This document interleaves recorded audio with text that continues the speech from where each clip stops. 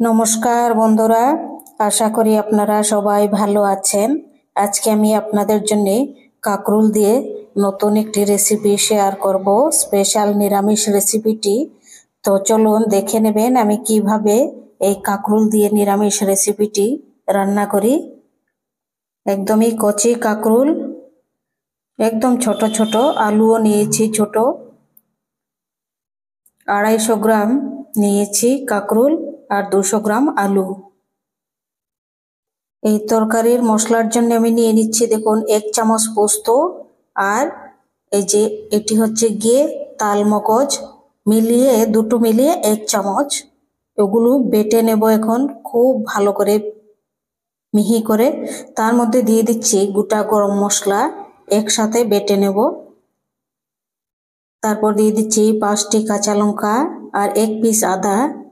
এই যে 1 পিস আদা আর 5টি কাঁচা লঙ্কা, গোটা গরম মশলা, তারপর পোস্ত আর তালমগজ একসঙ্গে আমি পেস্ট করে নেব ভালো করে।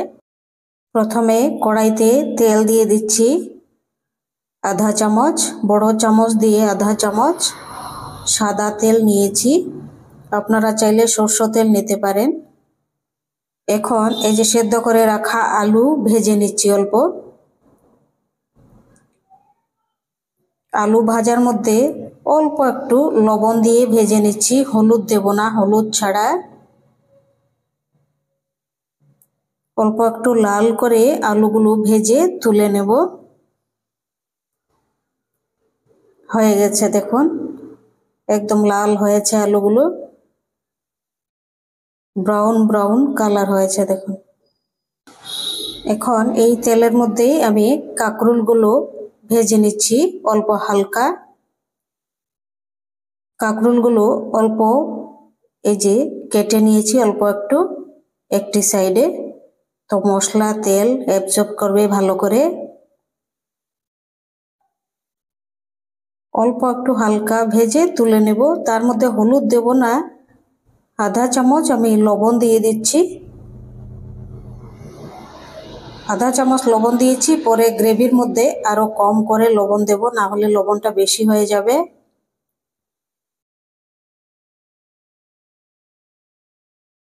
3-4 মিনিট হয়ে গেছে, এবার ভাজাগুলি আমি তুলে নেব কাঁকরোলের। এখন ফোড়নে দিয়ে দিচ্ছি গোটা জিরা, গোটা শুকনো লঙ্কা, তেজপাতা। ফোড়নগুলো অল্প একটু ভেজে নিচ্ছি। ভাজা হওয়ার পর এবার দিয়ে দিচ্ছি পোস্ত, আদা, কাঁচা লঙ্কা, তারপর তালমগজ বাটা।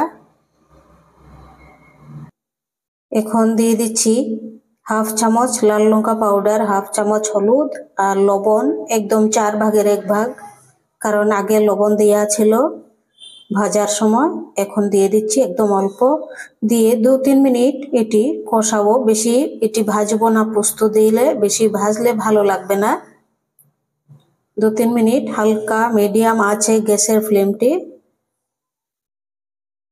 অল্প একটু মশলাটা ভেজে নিচ্ছি।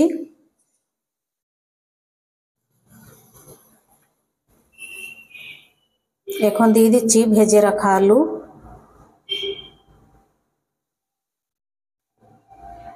দিয়ে আরো 2 মিনিট এটি ভেজে তারপর আমি কাঁকরোল ভাজা দিয়ে দেব তার মধ্যে।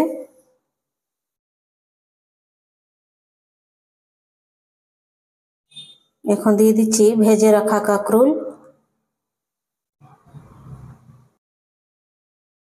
কাঁকরোল দেওয়ার পর আরো 2 মিনিট এরকম সাঁতলে তারপর গরম জল দিয়ে দেব 1 কাপ।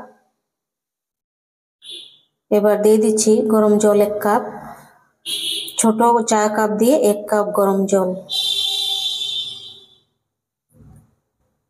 দিয়ে এবার 10 মিনিট ঢাকা দিয়ে ভালো করে সেদ্ধ করে নেব।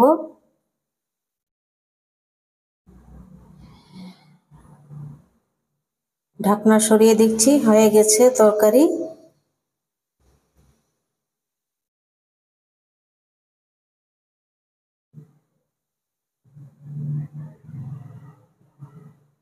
খুবই সুন্দর হয়েছে, সেদ্ধ হয়ে গেছে ভালো করে।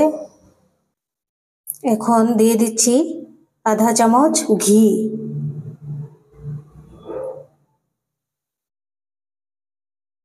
ঘি দিয়ে তারপর অল্প একটু চিনি দিয়ে আমি গ্যাসটি অফ করে দেব।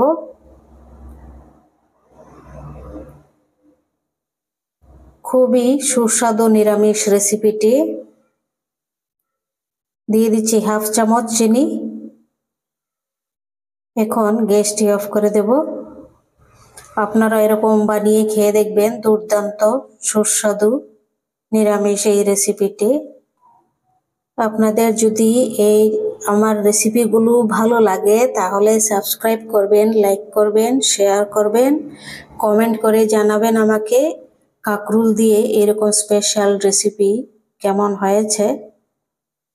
আপনারা অবশ্যই এরকম বানিয়ে খাবেন, দেখবেন তার দুর্দান্ত সুস্বাদু এই রেসিপিটি, নিরামিষ রেসিপি।